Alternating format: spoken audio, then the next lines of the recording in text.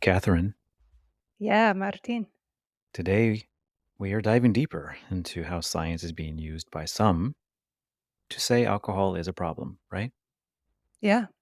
Well, I think there's one discipline that has our back: What's that? chemistry. Huh. Chemistry, yeah. It's a science, yes? Yeah. Well, according to chemistry, not only is alcohol not a problem, it can be a solution. Oh, God. Mm. You're back. Yeah, yeah.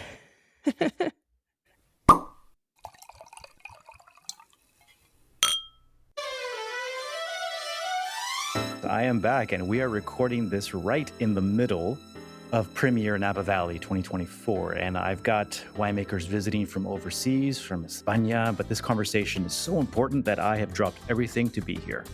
Yes, this is really a life or death conversation.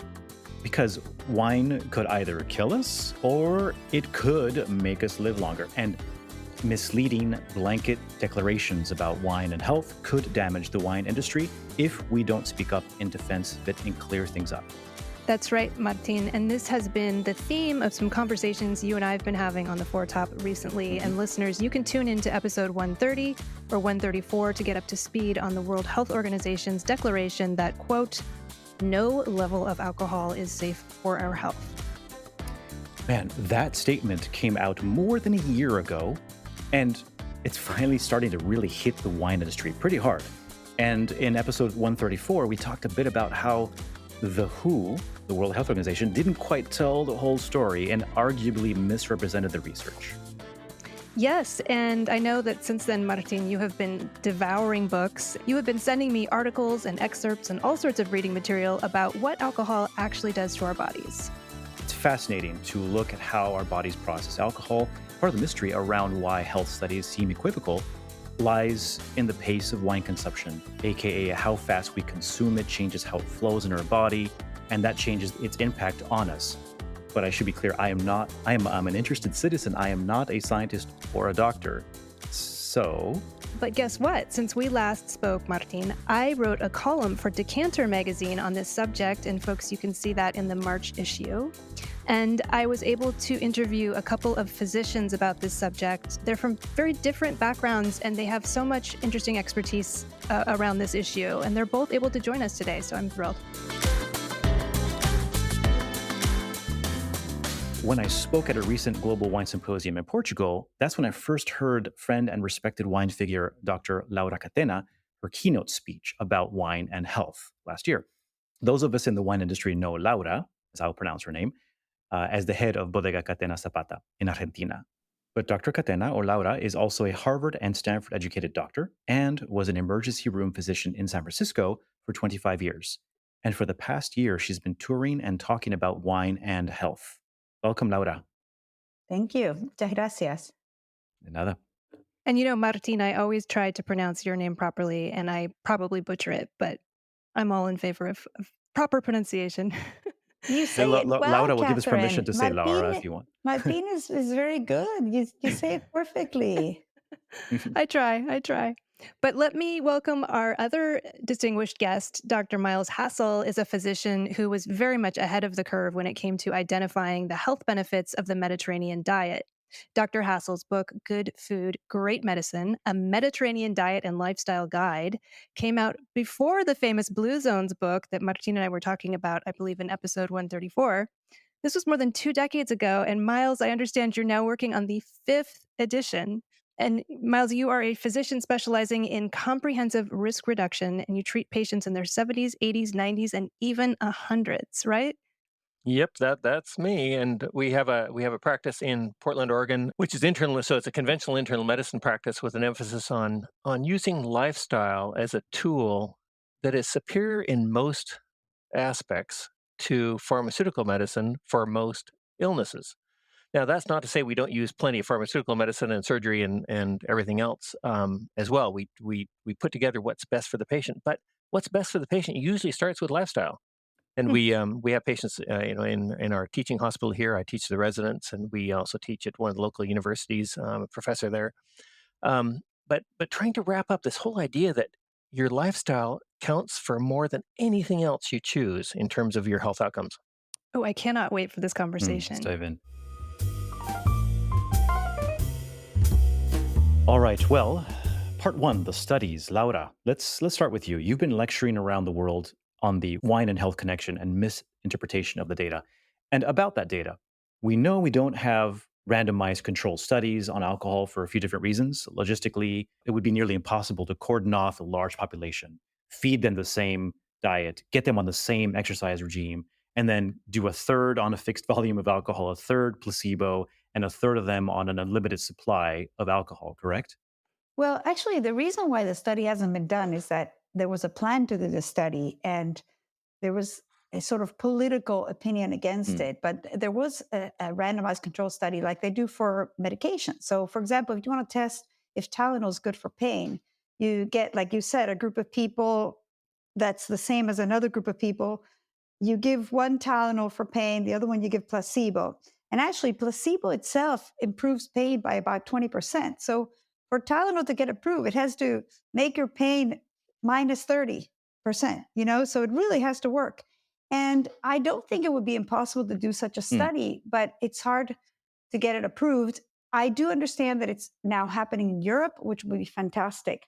But we do have hundreds of studies, population studies, which are kind of second best, but can still be pretty great because you can get controlled groups. You can get a huge database of people and say, okay, all the people with diabetes are going to be compared with other people with diabetes.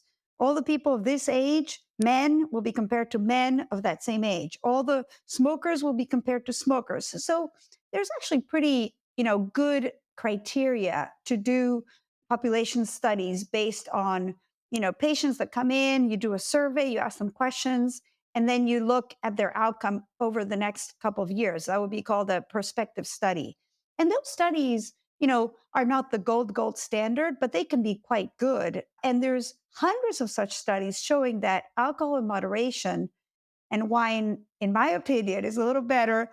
But again, this is biased mostly because the culture of wine is moderation. So most people who drink wine are used to just having a little bit with dinner.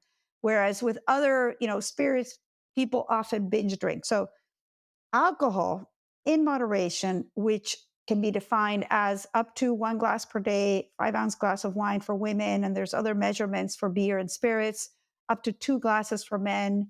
There's some new criterias that say skip a couple days a week. I kind of agree with some of that, but the actual data shows that in those doses, 1 glass up to 1 glass per day for women, two for men, actually you have a reduction in cardiovascular disease. You have lesser strokes, lesser heart attacks, less heart failure, greater lifespan. And so these studies are quite powerful. And I am actually really shocked that the WHO has come out with that declaration. And it seems like you could also look back at the historical precedent, because if we go back to the oldest recorded history of humankind, wine is there. Yes. mm, This is not a new thing. And I think it could be said that there's not a single major epidemiologic study that does not show that the lifestyle that includes wine is not superior to all others in the terms of the outcomes. So I think of Nurses Health Study from your Harvard, for example, Yeah. where they 20, 30-year follow-up, 130,000 patients maybe, and consistently has shown that the group of people that included those that had a moderate amount of alcohol had better outcomes in terms of cancer, heart disease, diabetes, and Yeah. total mortality Yeah. than any Yeah. of the other groups studied. Yeah. No, I mean, the data is huge. Like, though, the people who are talking against alcohol do have a few points that I think are valid in terms of the studies. So, in some of the studies, non drinkers were put together with ex heavy drinkers. That's not a good control because ex heavy drinkers will have some negative outcomes from, let's say, they drank for 30 years a lot and then they stopped. Well, that person is less healthy than somebody who didn't drink at all or than somebody who had alcohol in moderation.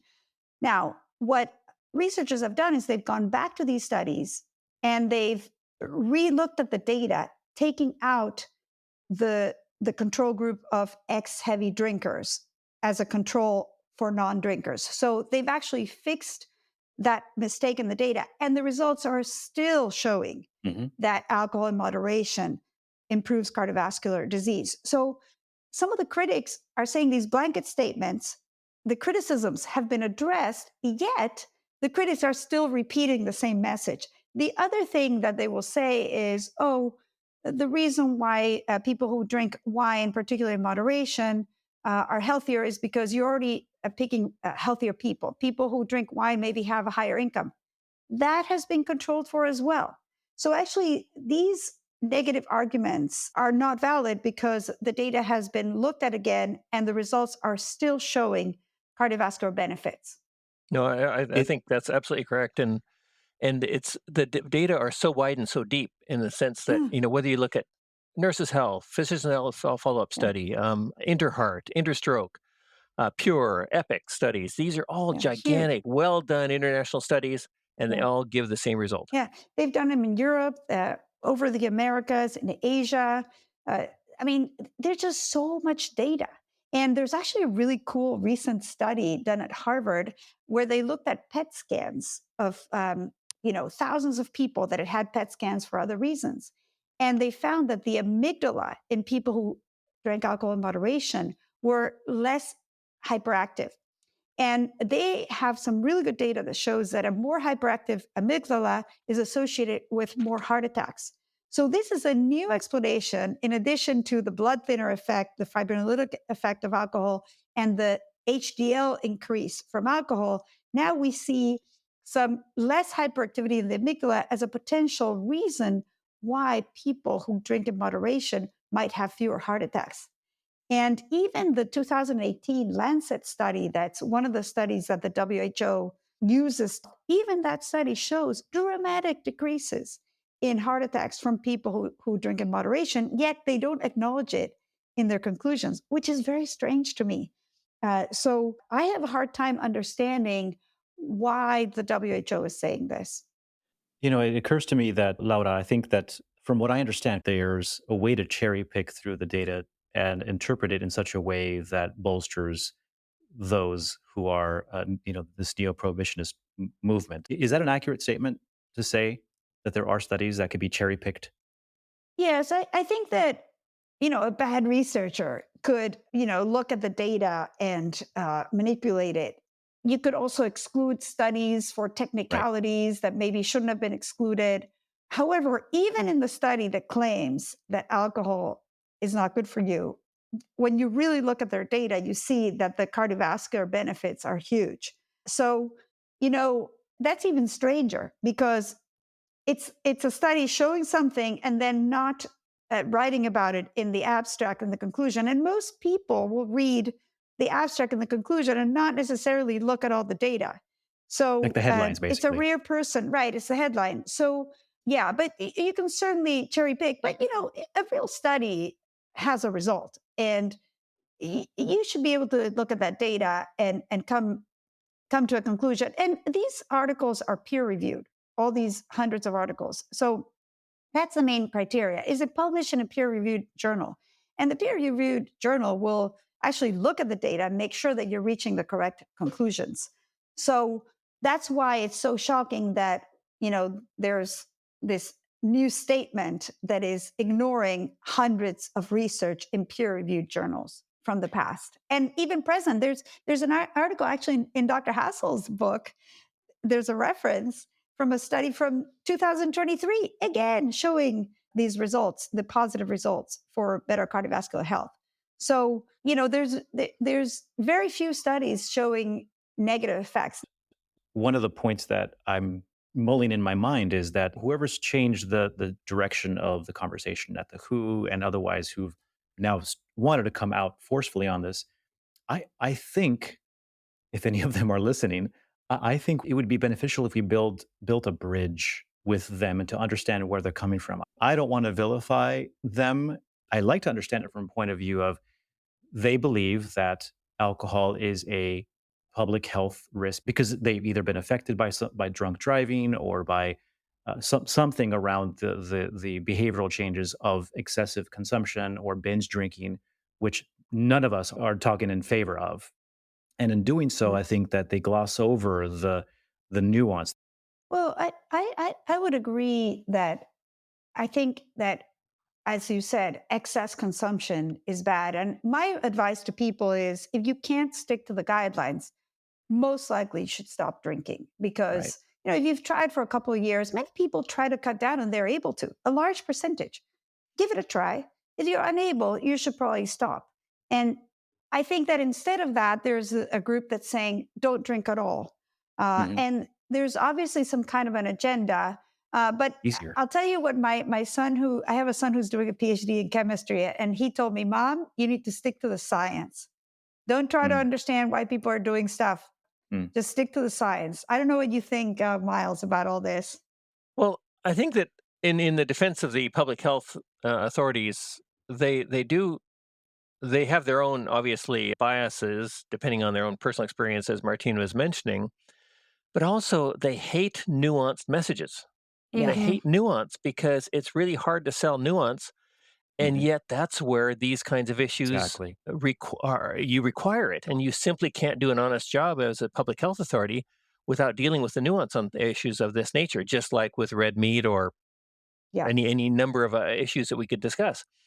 And so, therefore, they default to what's easy, and then depending on who's on the committee, and I would hope I'm not going to be offensive to anybody here, but you can liken it to the Harvard nutritionists in the 80s and 90s that were telling us margarine was good for us.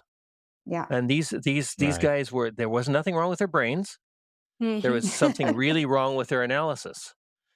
Yeah. And so, but it's so easy, I think, for these people to just to go along with a crowd, whoever the loudest voices are in the room. No matter who you are, you get influenced by this stuff, and they hate nuance. Yeah, I Mm. So agree. true. I do have a little pet theory, which is that the WHO is based in Geneva. And if you look at world alcohol consumption, there is very dangerous, heavy levels of drinking in Europe. It's really concentrated in Europe. And so I think part of what we're grappling with here in the US is a lot of hand wringing is going on about an issue that obviously it affects every population, but culturally it is a huge problem. And it's very close to home for the WHO. But I digress. I'm guilty of digressing, and I'm the one who's in charge of not letting us digress. And I would like to move on to the second part of this conversation. Part two. Miles, I wanted to talk to you because so much of your practice is focused on keeping, older patients healthy. You have patients who are centenarians even. And I interviewed you earlier for Decanter magazine, and you were telling me that many of your healthy older patients are people who enjoy wine and enjoy alcohol, lifelong drinkers who have been ingesting what is apparently a toxin, alcohol, for decades, but seem to be the healthier for it. So maybe you can talk us through like how are their aging bodies processing alcohol? Is it maybe not a toxin if they're consuming it in the right way? Certainly, I think as we've already referred to, the vast majority of the data on the subject show that you actually live longer if you have a small amount of alcohol in your diet. I think that's almost universal in the literature. So then you look at these old people, and certainly I have some older people in their 90s who don't drink. Then it's not a requirement to reach your 90s, Mm. but I certainly have 95 and 100-year-olds, and they tend to be mostly Greek, oddly enough, and they certainly continue to drink alcohol, especially wine. You said Greek, is that right? Yeah, I think it's just the region I'm in. I have a lot of Greek patients, or ethnically Okay. Greek, ethnically Greek. But so Um, interesting because your book is about the Mediterranean diet, and I'm assuming they're all having the Mediterranean diet and wine. yeah, but my practice tends to accumulate foodies. That's for sure.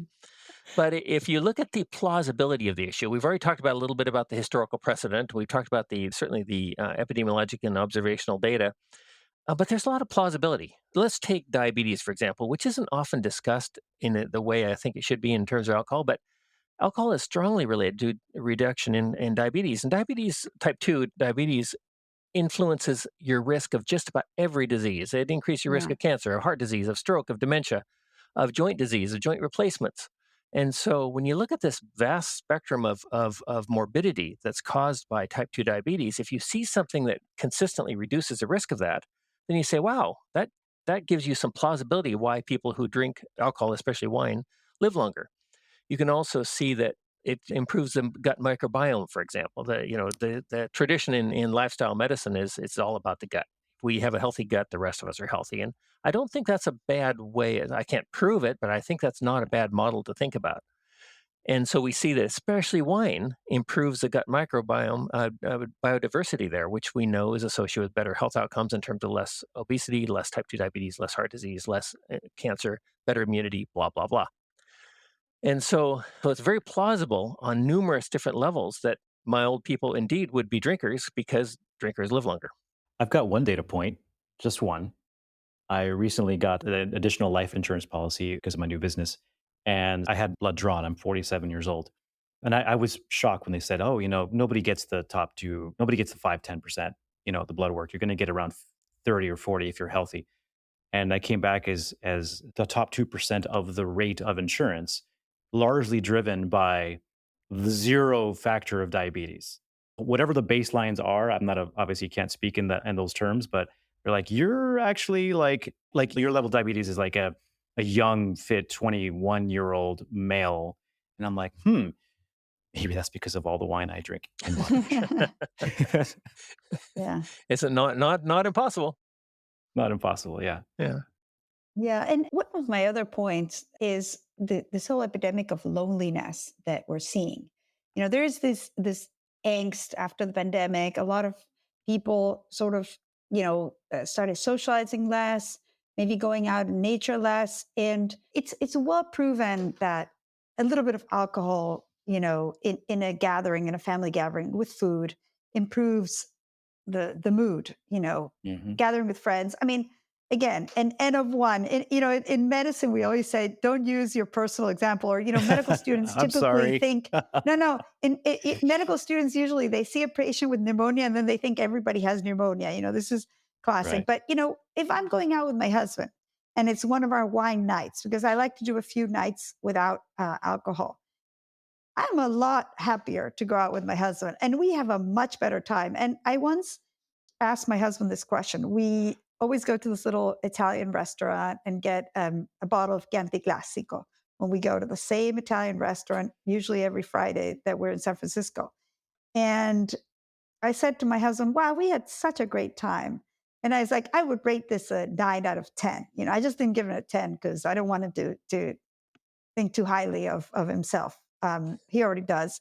And I said to him, he's wonderful. My husband's amazing. He's also a doctor. And I said, if we had not had the Chianti Classico, because I've been reading all this alcohol literature, I said, what would you rate our evening? And he said, a 3. And every time I tell this story, people are like, oh my God, your husband's horrible. And I said, no, I agreed with my husband. I said, Dan, I said, I totally agree with you. It was a 9 because we were having the bottle of Chianti Classico and we were excited and the food was fantastic and the conversation was fantastic. And we had such a wonderful time. And without the wine, it would have maybe not a 3, maybe a 5, but it would not have been a 9. And I think that if there's something that is not bad for you in moderation and that creates this kind of experience and companionship, why would we get rid of it? It would seem absolutely absurd. As my mother says, it oils the wheels of sociability. Oh, I love that. Yeah, yeah. That's Yeah. a good phrase. Yeah, yeah. And it's the data are less certain, but you can see this effect on anxiety, for example, Oh yeah, that wine reduces anxiety. People who yeah, chronically drink moderate amounts of alcohol seem to have less depression. yeah, yeah, The dementia literature certainly yeah, seems to be giving yeah, us a signal that it reduces yeah, dementia. And yeah, so there's lots of stuff in terms of the yeah, bioactive components on the brain that yeah, once again yeah, lend yeah. plausibility to that being healthy. But the big thing is then you look at if you drink too much and then all the things are bad. So if you drink too much, more depression, more dementia, more bleeding strokes, more heart attacks. And, More I being was thrown out of restaurants. not having a great time with your husband, getting to a fight, That and 9 I goes was back down to a 3. yeah, exactly. It Two, goes to a one. 1, to a 1. But I Right. was talking to my son at his college, a bunch of over 21-year-olds, and I was saying, would you ever think of going home with a bottle of Tylenol and taking the whole bottle? No, because it would harm your liver because Tylenol is metabolized by the liver just like alcohol, and you would potentially need a liver transplant. So why do people think that they can have, you know, 10 shots or drink a whole bottle of wine in one day, one person? So I think that it is true that we do not talk enough about how bad non-moderation is, how bad excess is. And I do think that if there's one good result from this whole WHO thing that I'm perplexed by, if the result is that we re-examine the data and that we really repeat over and over, with doctors to their patients, family members to their family members, that moderation is, this one glass for women, two glasses for men. Don't drink more than three glasses in one day. So I always tell people, listen, if you're going to share a bottle of wine with your spouse one Friday night, well, then probably don't have anything to drink Tuesday, Wednesday, Thursday, because you just used up, half your allocation for the week. So you really do need to measure it. And one piece of advice that I heard at this panel from Harvard Public Health was, the same theory as for the small plate. If you want to eat less, use a small glass, buy small glasses, because big glasses, my husband, who I think drinks too much, I'm telling him all the time, and I hope he doesn't mind that I'm live telling this. And he does listen to me and drinks less, but he can fit a whole half a bottle into one glass. I think that's a Mm. terrible idea. You know, Use a smaller glass. And would this be a good time to talk about the concept of hormesis? Yes, Because Oh, please yeah, talk let's about do it. I think hormesis. if as a public health message, I think if they could wrap their mind around the fact that these things aren't simplistic, that there are nuances, but the nuance is reliably defined with the concept of hormesis, which says that too little of something is bad, just right is enough, like Goldilocks, and too much is bad. And that this model applies to almost every biological component. Yeah. And so if you have, take water, Martine, you earlier had used example of water. If you don't have any water at all, obviously die. If you have just the right amount of water, you do really well. And if you have too much, you can actually drink yourself to death with water. Mhm. Potomania it's got a term. Yeah. And so this actually really does happen. I've had two patients in my practice over time to make themselves crazy. Fortunately, we found out what was going on, and they drank their sodiums down to 115, 120, and indeed Yeah. they went crazy. So this concept really makes everything in my opinion, around the alcohol discussion make sense. We're not saying any amount is okay. We're saying a little bit's great for you, and that we have reliable data for that, and we have plausible biological mechanisms to explain it. Yes, absolutely.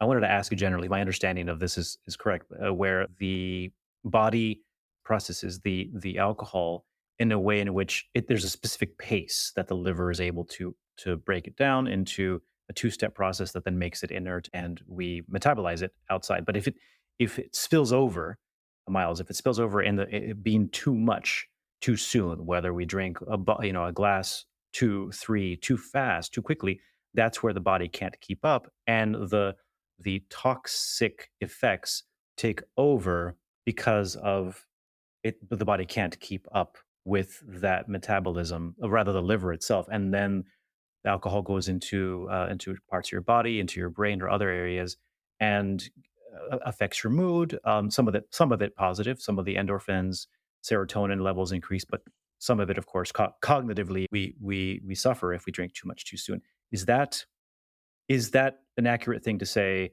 that alcohol can be a toxin or a tonic depending on the dose and the pace? Oh, absolutely. Yeah, yeah. Because it in excess, alcohol poisons every system in the body. I think it's fair to say that there's no system that is free of damage from alcohol excess used chronically. What's interesting is the body has incredible resilience with respect to short term excess. I'm not promoting that because people make really dumb decisions when they have an excess in the short term. So yes, so I think the fact that the body can process so much but not too much is critical, and that's where Laura earlier on mentioned the idea of one glass a day of wine for women and two for men as a reasonable historical level that continues to be supported in the literature. Makes a lot of sense. The other issue is that when we're talking about wine in particular, we've got all these other compounds within wine, phenolics, non-phenolics, and all these different compounds that that have other health benefits that I think are hard because we're not just talking about ethanol. I think part of the danger is when we're talking about wine is if we concentrate too much on the ethanol alone without recognizing that there's all these other nutritional components that we understand very poorly that also are part of the benefit. Yeah, we have all the polyphenols that are also present in fruits. And we know that eating fruits and vegetables as part of the Mediterranean diet and other diets is highly correlated with decrease in cancer risk and cardiovascular risk. So, yeah, I totally second what Miles says. And I want to make one more point about metabolism is that the reason why we tell people have wine with food is that if you're eating, the wine will be metabolized Mm, more slowly in the sense it'll be metabolized more rapidly. So the level will go up more slowly. So i- just think about it. When if you have a glass of wine on an empty stomach, you feel drunk, right? right away. If you drink wine with a meal, you don't feel anything or you just feel a little happy. And that's because it's metabolized more gradually and it's not absorbed as quickly because the stomach is metabolizing the food with the wine. So it's being absorbed through the stomach little by little. And so if you're drinking with a meal, you get a little bit of alcohol in your system. You feel a little happy, but you don't feel drunk. If you have, even a glass of wine on an empty stomach, you might actually feel a little tipsy. And so that's less optimal because of what you said about the liver. The liver is metabolizing and it can metabolize a lot more quickly, a small dose than a big dose. And if you look at the literature on diabetes in particular, then numerous studies have shown that if you drink wine with a meal, the beneficial effects are much stronger. Oh, I didn't know about those studies. Yeah, That's this is really two or cool. three Yeah, studies, yeah, really have shown that, interesting. and it's kind of intriguing because Yeah. it fits also with what we have seen historically in terms of historical precedent. We often say that around my practice that a Greek grandmother is worth a dozen physicians, and that what we're really applying there is that what we're referring to there is that it's really foolish not to look at what humans have done historically and still be here, right? We're still here. Yeah. And Yeah. so if historically humans have primarily had their wine with food in a social setting, then we say, that's not a bad precedent unless we have information to the contrary. Maybe that's the way we should do it, simply Yeah. because what has worked for humans for a long time might be a lot smarter than our august health professionals. For 10,000 years. Right. Yeah, yeah, at least. So the the other issue that comes to is if we're having wine with meals with other people, we're perhaps far less likely to drink too much. That's true. You're in a social setting, and so one of the things I do with my patients, I tell them, especially those, well, all of them, but especially those who are prone to drink too much, is I say just don't drink alone. Always drink with Yeah. somebody. Be accountable, Yeah. which is not a bad rule of everywhere in life. Yeah. Is Yeah. accountability is a good thing. That's true. That bottles of wine, right, 750, they're designed almost consciously to be shared.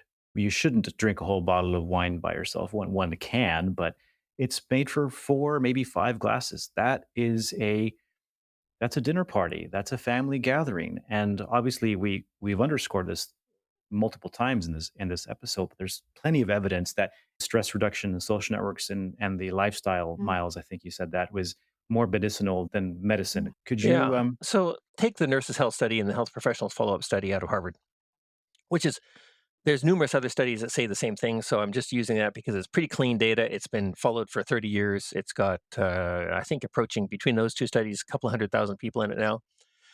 And these are people that are followed very carefully over time.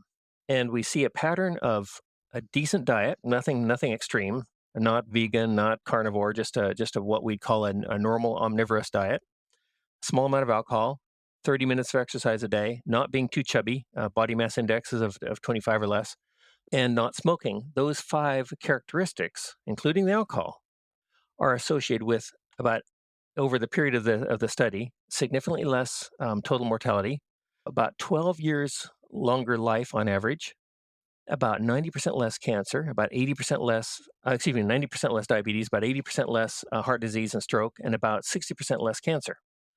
Now, this is a pattern that we cannot give those kind of results with anything mm, else that we do in conventional medicine. mm, There's no pill I can give you that extends your life by mm, 12 years. There's no mm, fancy set of supplements that I can give you that some longevity expert would propose that can give you this kind of results. But every time we see this alcohol in these kind of studies, it's always in this setting of prudent health practices. And that is actually one of the criticisms that some of the people use is they say, well, it's because these people are doing these other things as well. And that would be reasonable if by dropping out the alcohol component, you saw the same or better results. But that's not the case.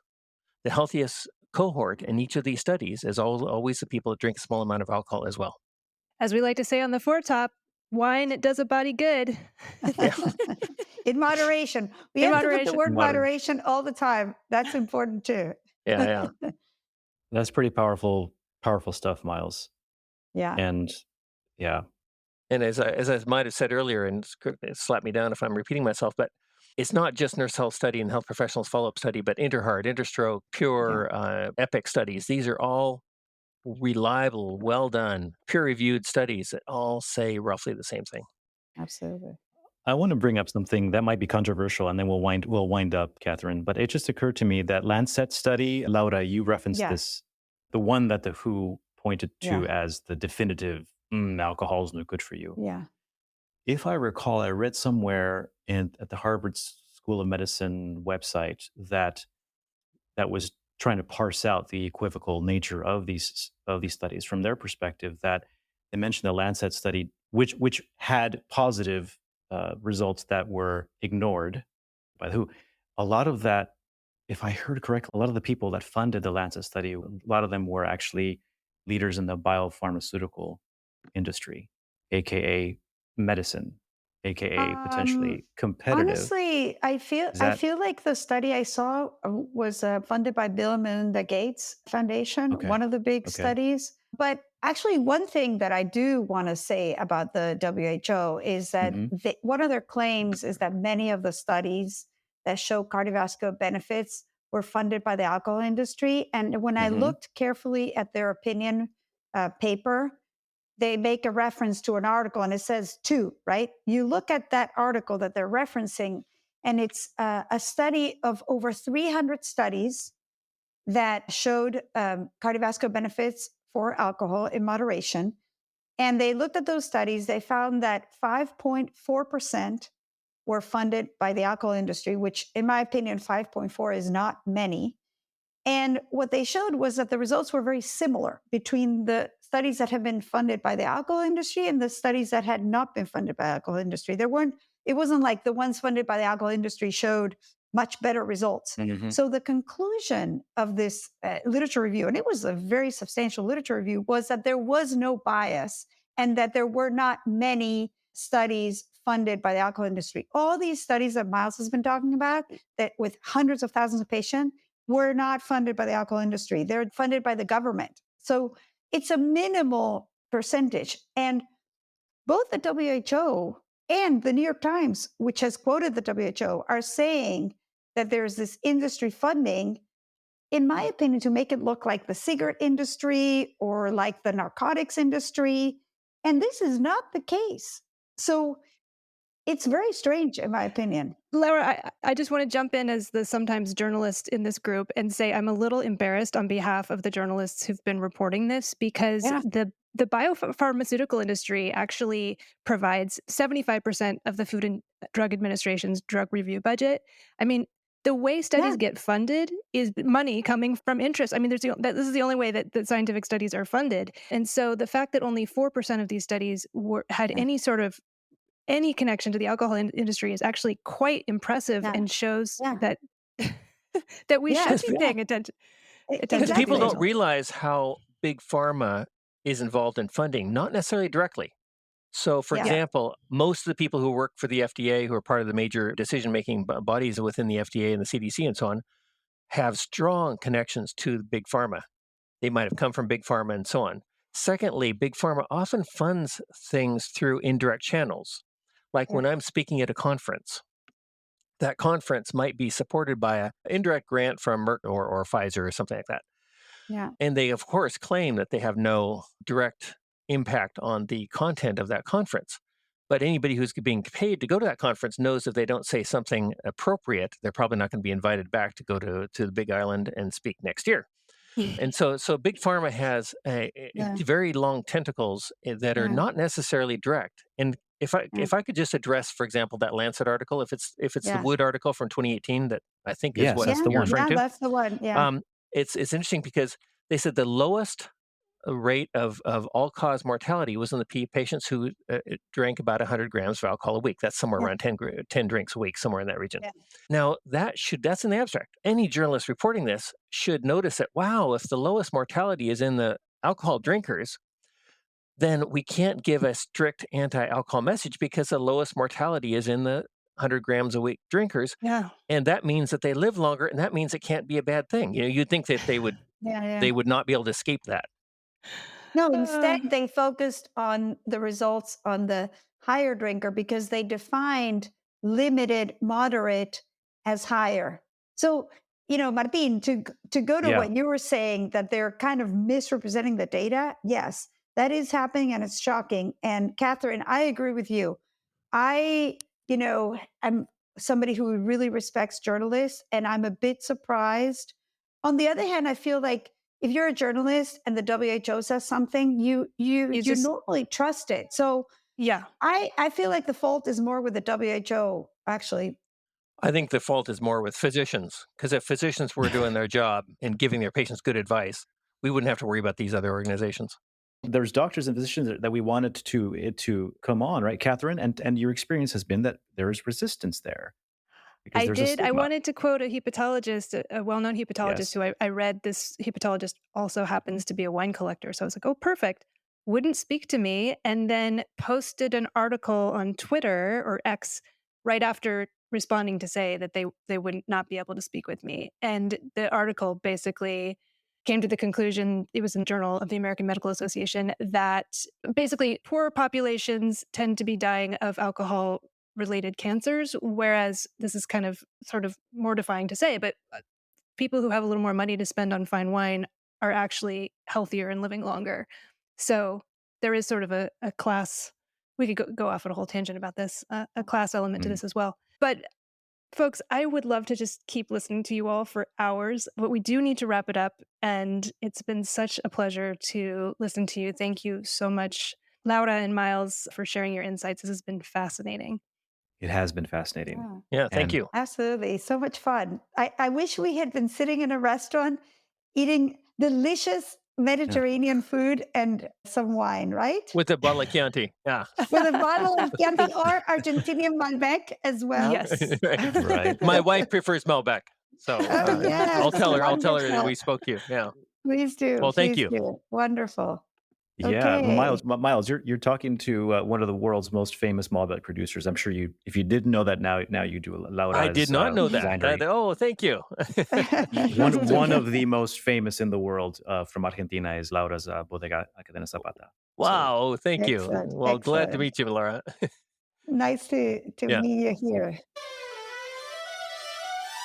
This has been the Four Top Podcast. I am our executive producer, Catherine Cole. And I am Martín Reyes, Master of Wine, and we were joined today by Dr. Laura Catena, whom you can read about at catenazapata.com. And Dr. Miles Hassell, whom you can find at goodfoodgreatmedicine.com. And I understand you have a new project, greatmed.org. Thank you for joining us, Dr. Laura Catena and Dr. Miles Hassell. Thank you. Thank you. Gracias. Keelan King is our sound supervisor and the composer and performer of our theme music. Please visit our website, thefourtop.org, to learn more about us and listen to back episodes such as episode 130 and 134, in which we talked more about this issue. And if you have not already subscribed to the Four Top on iTunes or Spotify, please do so, and please give us a rating. That's right. And from Portland, this is Catherine Cole signing out. And from Benicia normally, but today Napa Valley, this is Martín Reyes signing out. Stay safe out there, and hey, if it means having a glass of wine, just one glass tonight, do that. And thanks for listening. Thanks, everybody.